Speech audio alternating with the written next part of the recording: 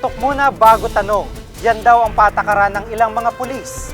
Gaano nga ba kadalas mangyari ang mga trahedyang dapat sana'y naiwasan kung naging maingat lamang ang pulisya? Mahal na ang bigas, di na maabot ng marami. Pero bakit maraming magsasaka ang mas gustong magtanim ng damo kesa sa pagtatanim ng palay? Karamihan sa mga bapor ng gobyerno segunda mano at binili ng mahal mula sa mga dayuhan. Pero alam nyo ba na ang ilan sa mga dayuhang ito sa Pilipinas din nagpapagawa? Personal naming inalam, Sinaliksik ang bawat anggulo. bawat detalye kinumpleto Lahat ng yan nakatala sa Reporter's Notebook.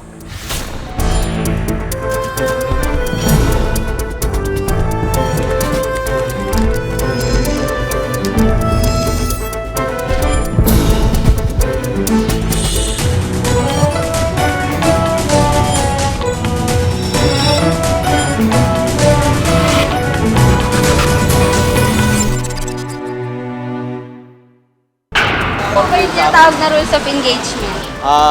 Walang tungkol dyan. Actually, ako engineering graduate ako eh. Hindi naman ako ganun kakuan. Tawag ito,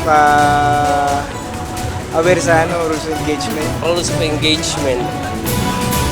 Basta parang stage pa yun. Malaking bahagi ng araw nila nauubos sa paglalakbay, 4 na oras na kaming bumabiyahe. sa pagtutulak ng bangka, sa paglaban sa pagod. Pero sa dulo ng mahabang ilog palang magsisimula ang trabaho nila. Mga angkalinhe, Walang kagamitan yung mga scratch ang galing sa munisipyo. at kinakalawang ang kinabukasan. Evolution pa itong X-ray machine. Pero imbes na mag-abroad, alamin kung bakit the doctor is out of town. Lunes sa Eyewitness.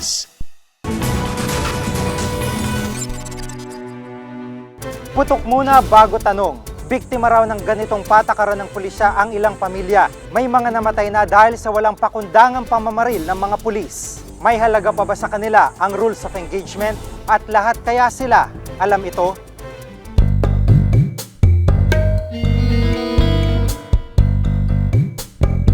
Buksan ang lahat ng bitana! Dandang ilabas ang dalawang kamay! Ito ang ilan sa mga eksenang aming nasaksihan sa isang training ng PNP. Ang senaryo, haharangin ng isang grupo ng mga tumatakas na holdapper. Isa lang ito sa mga papel ng pulisya sa tunay na buhay. Lahat ng suspect timbog sa kanilang close quarter battle training. Mabilis, malinis ang trabaho. Pasadong-pasado kung ang resulta ng practice ang pagbabasehan. Pero hindi lahat ng napapag-aralan ay nagagamit ng mga pulis sa tunay na buhay. Nung nakarang linggo, pinagbabaril ng mga miyembro ng SWAT sa Navotas ang FX na ito. Hinala raw kasi ng mga pulis, mga papatakas na magnanakaw ang lula ng FX. Pinaulanan ito ng bala kahit pakita ng mga pulis ang sakay na pasahero. Bukas daw ang lahat ng bintana ng sasakyan habang nakahimpil ito sa isang gasolinahan. Nagpaputok, tas kasi nakahinto yung sasakyan namin, tas hindi namin alam na ano yun na pala kami. Tas yun, pagkaputok nila, mga 5 beses, tas pinababa kami, tas lahat kami pinadapa. Kahit may sugatan, swerte ang pamilyang ito, walang namatay sa kanila. Pero matindi ang trauma sa pamilya ng insidente. Kami hanggang ngayon, naisip ko pa yung nangyari. Tatakot pa rin ako, nervous pa rin. Alam ko, katapusan namin lahat eh. Siyempre, pulis kami, nag-react kami dahil robbery hold up. Suspended sila, no? They're not allowed to do their work. At ang worst pa rito, they're not allowed to go home. So ito, temporary lang naman to. Then yung sa administrative case will go on once na na-acquire na namin yung mga documents that will be the basis for the filing of administrative case against them. Rules of engagement, mga lituntuning dapat ay sinusunod ng lahat ng mga pulis sa pagresponde sa bawat operasyon. Lumalabas na sa insidenteng nangyari sa Navotas, hindi raw ito nasunod ayon kay Professor Harry Roque ng UP. Bakit hindi nila pinara? Bakit hindi nila inascertain yung identity ng nakasakay? Ang presumption ay dapat huwag ka magpaputok. Ang nangyayari ngayon, ang presumption, magpaputok ka muna, magtanong ka ng tanong mo later on. hindi na bago masangkot ang pulis sa ganitong uri ng kaso. 10 taon na nakakalipas, ito ang inabot ng mag-amang Remigio Alcantara Sr. at Jr. Sa pag-iinalang sila'y mga magnanakaw, pinaulanan ng balang kanilang sinasakyang Light Ace van. Mahigit 100 tama ng bala ang tinamo ng sasakyan. Dito nagwakas ang kanilang buhay. Lumalabas sa investigasyon na bukod sa mga gwardya, sumali sa pamamaril ng van ang mga pulis. Agad na nagsampa ng demanda ang pamilya Alcantara. Pero 10 taon na, wala ni isa sa mga nakapatay sa mag-ama ang naparusahan. Ay napakasakit talaga. Kaya nung mga araw na yon, hanggang sa buwan ang tinagal ko sa Manila follow up, hanggang sa naubos halos ang pera namin. Ay ako'y suicide noon. Kahit sinong makaharap ko, inaaway ko kasi gusto kong mabigyan ng katarungan yung mag-ama ko. Ang pambansang awit ng Republika ng Pilipinas. Gabay ng bawat pulis ang rules of engagement. Ang pagbabasa o pagsasaulin nito ay dapat isinasa puso. Pero sa aming pag-ikot at pagtatanong, ang ilang mga pulis, walang malay at walang alam kung ano nga ba ang ibig sabihin nito. Actually ako engineering graduate ako eh. Hindi naman ako ganun aware sa rules of engagement. Rules of engagement. Basta parang hostage pa yun. Ano ba yung tinatawag na rules of engagement? Walang tungkol yan. Yung isang na kailangan na tunay na pag-aresto sa isang kriminal.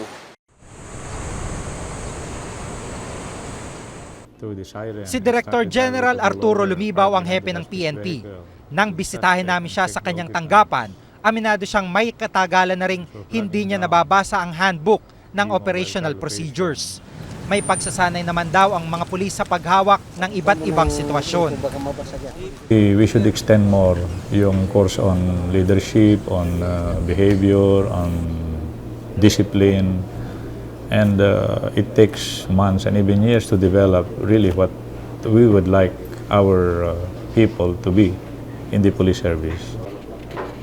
Kasama si PNP Public Information Chief Senior Superintendent Leopoldo Batawil, pinasadahan nila ang kanilang handbook. Alam dapat ng pulis kung kailan aatake sa kalaban. Pero ayon din kay Lumibaw, judgment call o personal na desisyon ng mga pulis ang kadalasang nangyayari. It will be on your sound judgment to decide if what you are going to do is the right action depending on your appreciation of the situation. I think in their case, wrong appreciation yung nangyari doon. Kasi akala nila yun na yung subject. Bukod nga doon sa competence, dapat meron ding proven record na maintindihan nila kung anong batas at saka dapat suriin din natin yung kanilang pagkatao, no? Dahil hindi naman lahat ng tao ay binibigyan ng baril, no? Ang problema sa pulisya, marami raw mali sa kanilang operasyon dahil maraming mali sa kanilang pagkuha ng mga bagong pulis. Kasi kahit sino nilang kinukuha nila eh. Wala nang pagsusuri. In fact, thankful sila basta mayroon lang aplikante, no? Dahil ang problema nga nila, saan kukuha ng aplikante? Ayon sa PNP, 4 na taon sa kolehiyo ng anumang kurso, exam at 6 na buwang training, sabak na agad ang karamihang nagnanais na magpulis. Ang Philippine National Police Academy o PNPA, isang eskwelahan para sa mga nagnanais maging opisyal ng PNP. Mas malalim ang kanilang training. 4 na taon ang binubuno ng bawat kadete bago makapasok sa serbisyo. Malinaw daw ang mga nagiging pagkakamali ng mga pangyayaring tulad sa Navotas. May pagkukulang siguro sa training yun. At gaya ng sinabi ko kanina, overzealous. Masyadong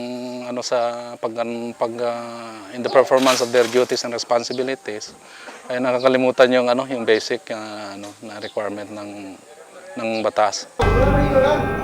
Ayon sa rules of engagement, bago gumamit ng pwersa, kailangan may sapat munang dahilan. Dapat ay talagang nalalagay sa peligro ang buhay ng pulis at ang natitirang depensa na lamang niya ay ang kanyang armas. Pero hanggat wala sa panganib ang kanilang buhay, dapat unang isaalang-alang ang kaligtasan ng sibilyan. Ako si Giga Manikad at itong nakatala sa aking reporter's notebook.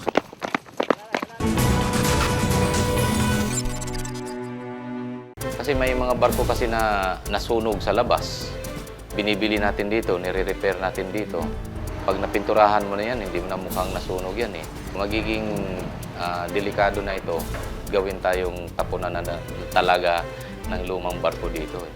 Malaking bahagi ng araw nila nauubos sa paglalakbay. 4 na oras na kaming bumabiyahe. Sa pagtutulak ng bangka sa paglaban sa pagod. Pero sa dulo ng mahabang ilog palang magsisimula ang trabaho nila. Mga angka din Walang kagamitan. Yung mga scratch ang galing sa munisipyo. At kinakalawang ang kinabukasan. Demolition pa itong X-ray machine. Pero imbes na mag-abroad, alamin kung bakit the doctor is out of town. Lunes sa Eyewitness.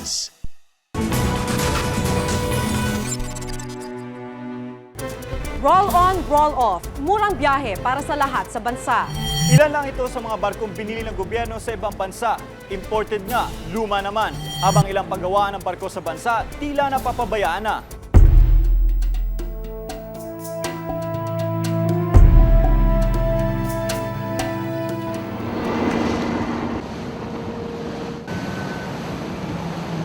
Araw-araw ganito ang eksena sa ating mga pier. Mga taong animoy langgam na pumipila papasok at palabas sa kanilang lungga, ang mga ferry boat. Isa sa mga kumpanya ng ferry ang Montenegro Shipping. Nagsimula noong 1967 at bumabiyahe sa Batangas, Lucena, Iloilo at Mindoro.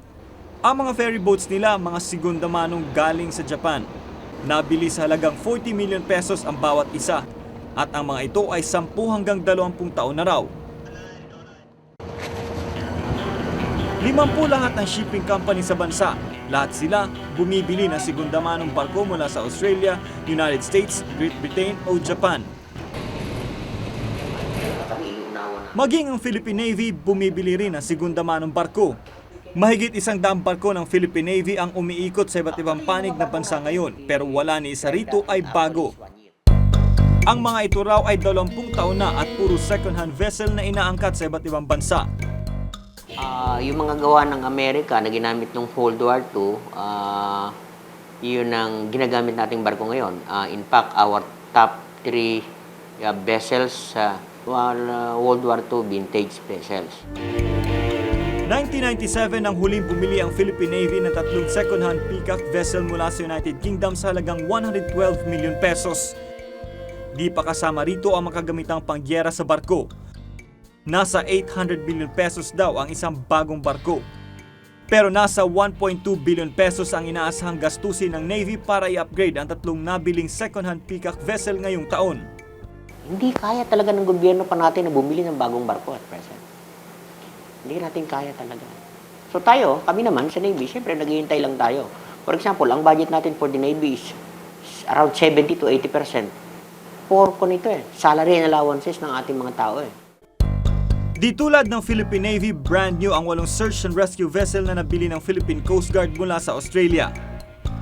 Nasa 1.3 billion pesos ang halaga ng 8 vessel ng Coast Guard na binili mula 1998 hanggang 2003 at ito raw ay pautang ng Australian government. That was, yung plano niyan, that was made a long time ago by the previous administration. So apparently at that time, medyo hindi tayo masyado siguro sa shipbuilding. Sa gitna ng lahat ng ito ay inisip ko kung bakit umaangkat pa tayo ng mga vessel, samantalang may kakayahan pala tayong gumawa. Ang kapasidad nating gumawa ng sariling barko ay makikita dito sa Balamban, Cebu. Dito kasi matatagpuan ang 2 shipbuilding company na gumagawa ng iba't ibang klase ng barko. Ito yung isa sa Roro passenger vessel na gawa ng FBMA Incorporated dito sa Arpili, Balamban, Cebu. Mahigit 1 taon daw nilang ginagawa ang barkong ito at ngayon ay nagkakaroon na lang sila ng konting pagtatapos sa ilan pa mga detalye ng barko at para i-deliver na ito sa bansang Holland. Ito ay patunay lamang na basta gawang Pinoy ay pang-export. 1995 na magsimula sa paggawa ng mga barko ang Aboitiz FBM, isang shipping company na buong pagmamayari ng Pinoy. At ang isang chief operating officer ng kumpanya, isang British. World class, they have to meet international IMO standards. This company is now an ISO 9001-2000 accredited company. All the materials we buy, all the systems, all the procedures have to meet international classification requirements. Mga passenger vessel ang ginagawa ng shipping company na ito. 22 ferry na raw ang nagawa nila. Nasa 110 million hanggang 1 billion pesos ang isa. Lahat ay world-class dahil ini-export pa sa Australia, Estados Unidos at Europa ang mga gawang barko. Marami na tayong na-employ. Ito lang sa Tunisia, we have about 5,000 na-employ. Dito po. Taga rito. 70% of that taga rito. Sa katunayan, naabutan pa namin ang pagpalaot ng bagong ferry na ito patungong Europa. At dahil gawa ng Pinoy, pinasakay pa nila ang mga lokal na residente ng Cebu. Sa Balamban din matatagpuan ng Chunichi Industries. Gumagawa naman ito ng malalaking barkong tulad ng oil tanker at bulk carrier. Ito naman ay 30% Filipino-owned pero ang kabuuan ng manpower ay purong Pinoy. Pinili nila tayo because of the patience ng Pinoy. Yung craftsmanship natin, yung maliliit na bagay, binubuting-ting natin yun. Nila, kahit maliliit na pinapasok ng Pilipino yun. Matyaga ang Pilipino din.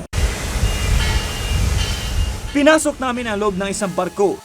Lahat ng trabahador dito, puro Pinoy. Pinasok din namin ang isang barkong tapos na.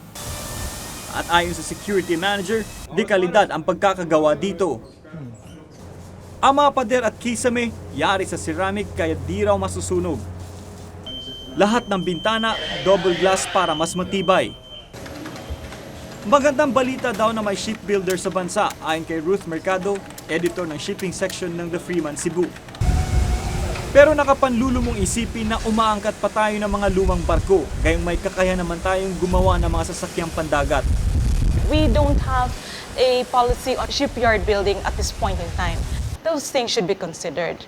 Because if we don't consider that, we will continue to import ships and we will continue riding on ships that are second-hand when we really have the capacity to build one. Dapat daw bawasan ng gobyerno ang buwis sa mga shipbuilders para makakapagbenta na raw ang mga ito ng higit na mas mura. What government should do, one, they should do something about charges. Government should come up with parameters and a common ground exactly on how to inspect ships by its safety component. Sa bawat barkong nabibenta ng shipbuilders, 5 hanggang 30% ng kita ay napupunta sa buwis. Bukod dito, may 15% pa silang VAT para sa anumang materyales na ini-import nila para gumawa ng barko. Walang may gustong ano. Pero ayon kay Captain Jeffrey Solon, Pangulo ng Visayas Ferry Association, di lamang naman buwis ang problema nila. Una, di raw tinitingnan ng gobyerno ang age limit ng mga barkong galing sa ibang bansa. Kaya kahit 1960 pa ang vessel, ginagamit pa rin ito. Sa halos lahat daw ng bansa, di na pwede ang mga barkong higit 10 taon. Yung original document, kumbaga yung birth certificate mismo ng barko, kung kailan. Kasi normally, na ilalagay lang doon yan, pag galing labas, walang capacity ang marina at present to check kung talagang totoo ba na talagang ganitong taon na nagawa yung barko. Pwedeng dayain yan eh. Hindi rin daw tinitinan kung nakailang repair na ang second-hand vessel na galing sa ibang bansa. Kumbaga raw kasi sa kotse, kung nakasampung repair na ito ay magiging sirain na rin ito. Kasi may mga barko kasi na nasunog sa labas. Binibili natin dito, nire-repair natin dito. Pag napinturahan mo na yan, hindi mo na mukhang nasunog yan eh. Magiging delikado na ito para gamitin sa ating bansa. Huwag naman gawin tayong tapunan na talaga ng lumang barko dito. Nache-check palagi ang seaworthiness ng barko na yan. Okay? Inaakyat sa shipyard yan, tine-check lahat ng detalya yan, in-inspection namin kung meron bang portions ng barko na dapat palitan dahil kung hindi papalitan yan, baka madisgrasya yun. Ayon sa Maritime Industry Authority o Marina, ang ahensyang may kontrol sa industriya ng pagbabarko, may bagong batas daw silang isinusulong, ang Republic Act 9295. Dito ay di na dapat lumampas sa 15 taon ang anumang vessel na papasok sa bansa. At dito rin daw bibigyan ng insentibo ang mga shipbuilder tulad ng VAT exemption. it gives certain incentives, no, Ano po mga- to the shipping industry, no, like VAT exemption. There are also the shipping companies are given the incentive to import engine parts, spare parts, or other safety equipment na meron silang some tax incentives there. So it could help the industry a lot. Masarap pakinggan ang mga plano at pangako ng gobyerno, pero hanggat di nangyayari ang mga ito, unti-unti ring lumulubog ang industriya ng pagbabarko sa bansa. At ito ang dapat agarang sagipin ng kinauukulan. Ako si Dan Campilan at ito ang nakatala sa aking Reporter's Notebook. Dati palay ang tanim dito, ngayon Bermuda na. Ito ang bagong pinagkakakitaan ng mga magsasaka. Matagal at maliit daw kasi ang kitaan sa palay, pero sa Bermuda, mabilis daw ang pera. Malaking bahagi ng araw nila nauubos sa paglalakbay. 4 na oras na kaming bumabiyahe. Sa pagtutulak ng bangka sa paglaban sa pagod. Pero sa dulo ng mahabang ilog palang magsisimula ang trabaho nila. Mga angkalin Walang kagamitan. Yung mga scratch ang galing sa munisipyo. At kinakalawang ang kinabukasan. Evolution pa itong X-ray machine. Pero imbes na mag-abroad, alamin kung bakit the doctor is out of town. Lunes sa Eyewitness. Ngayong summer, kita-kit sa Hong Kong. Si Rhea, sikat ang mga papasyalan. Party place ang hanap ka dito sa Hong Kong. Punta na kayo dito sa Landmark Mall. Sikat ang tour guide. Ito yung octopus card. Pero katakot tumawad. Come on, 7 here. Wala, okay. Ang nakakapanghina lang ng tuhod, ang mga OFW binawasan ng sahod. Paano ang pamilya nila sa Pinas? Tutuklasin ni Ivan sa ikalawang yugto ng Pinoy Abroad sa Hong Kong. Miyerkules pagkatapos ng Damo at gulay. Salip na bigas, ito raw mas sikat na pananim ngayon para sa mga magsasaka. Mas madali raw alagaan, mas malaki pa ang kita. Kaya naman ang inaangkat nating bigas, lalong lumalaki. Bakit nga ba inabandona na ng maraming magsasaka ang pagtatanim ng palay?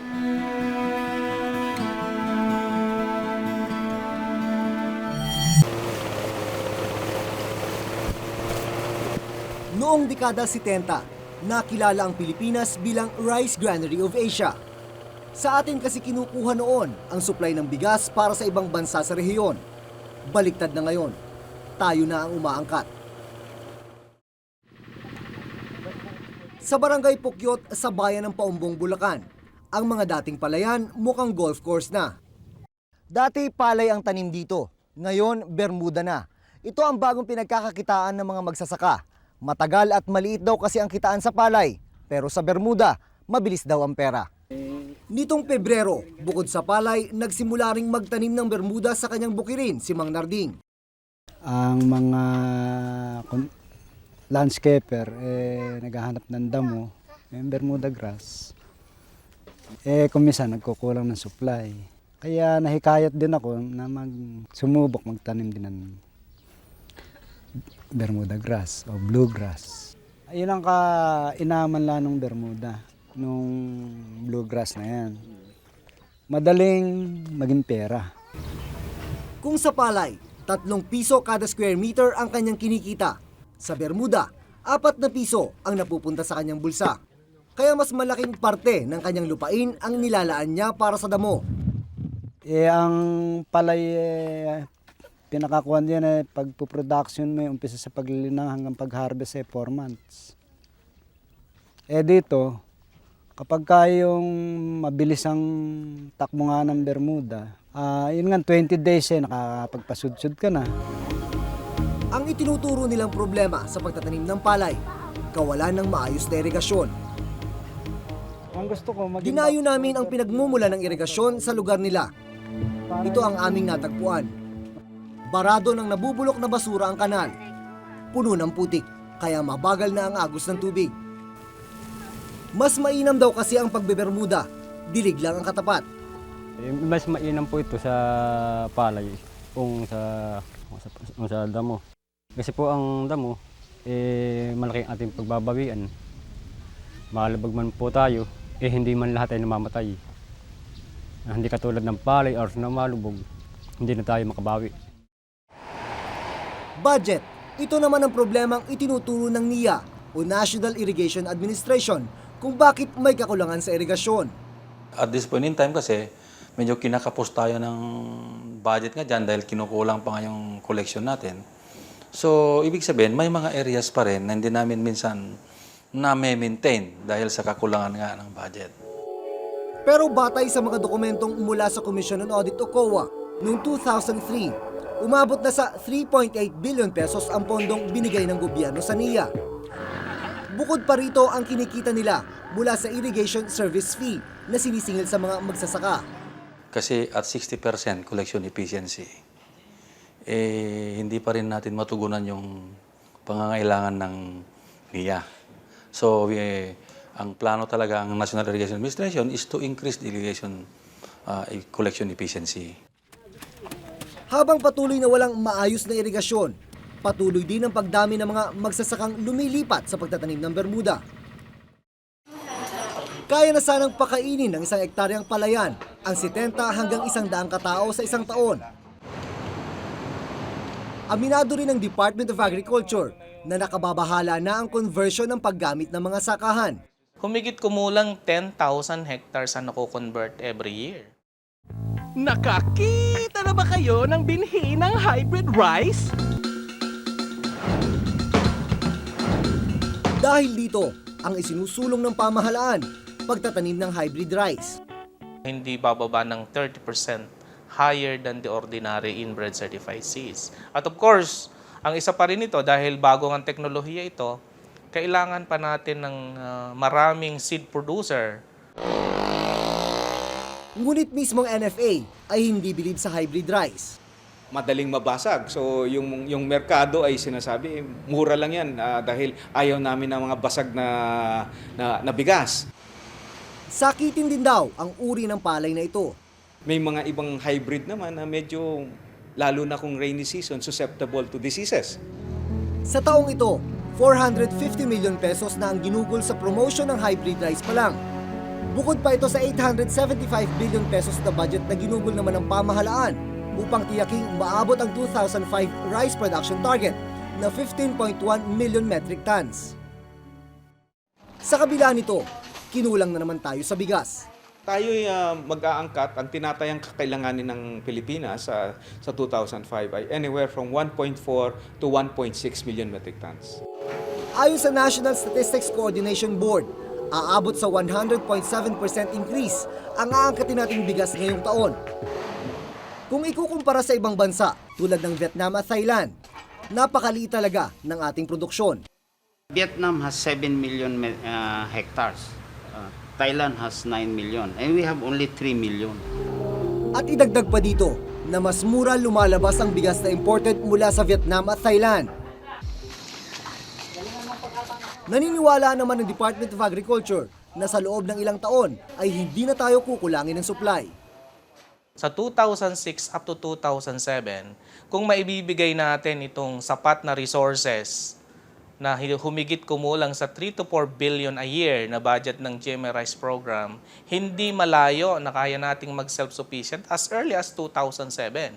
Tandaan na ang unang pangangailangan ng isang bansa ay ang pagkain. Napapakain mo ang lumalago mong populasyon. Habang pinagtatalunan kung ano ang tamang solusyon, ang mga tulad ni Mang Narding ay dito na muna sa pagtatanim ng Bermuda. Dahil sa masalimuot na sitwasyong kinalalagyan nila. Ang ibang magsasaka, pati pagtatanim ng sampagita ay pinapasukan na rin. 1 hanggang 5,000 piso ang kinikita niya sa pagtatanim ng sampagita sa araw-araw. Ay mahina pagka sa palay.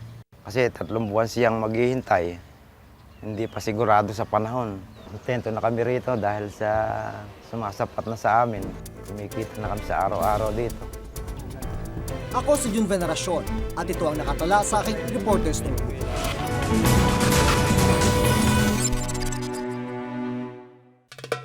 Ngayong summer, kita-kits sa Hong Kong. Si Rhea, sikat ang mga papasyalan. Party please, ang hanap ka dito sa Hong Kong. Punta na kayo dito sa Landmark Mall. Sikat ang tour guide. Ito yung octopus card. Pero katakot tumawad. Come on, 70. Wala, okay.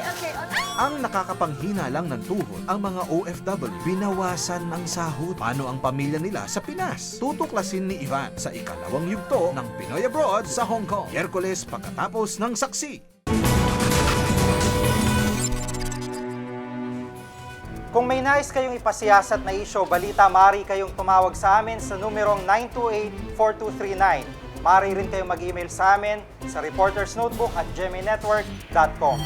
At para sa karagdagang impormasyon, mag-log on lamang po sa www.igma.tv. Para sa malalimang pagtingin sa mga issue at balita, samahan niyo po kaming muli sa susunod na Martes. Ako po si Maki Pulido. Ako si Jiga Manikad at ito ang Reporter's Notebook.